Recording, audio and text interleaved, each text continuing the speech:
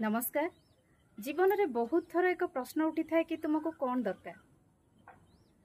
अधिकांश उत्तर होता है कि बीती जाइथिबा समस्त समय फेरी आसु, माने आमर पिला बेल बयस ता सहित बीती जाइथिबा समस्त भल समय पुणी थरे फेरी आसु, जहाँकि बिल्कुल असंभव अटे।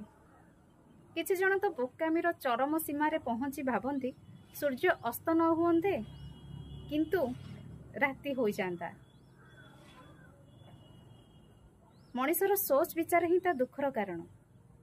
समय अनुसार आम समस्त को बदलवा पड़ो, आम चिंताधारा को बदलवा पड़ो।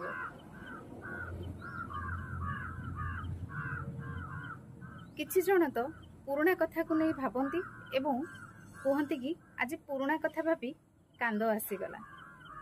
सेतेबेଳ केते भल थिला, समस्त आमे सुख शांति रे एकाठी रहउतिले, किंतु आजी से सब को तो छाड़ंतु, निजर प्रिय जनक पई आम पाखरे समय टिके नाही। ओम शांति।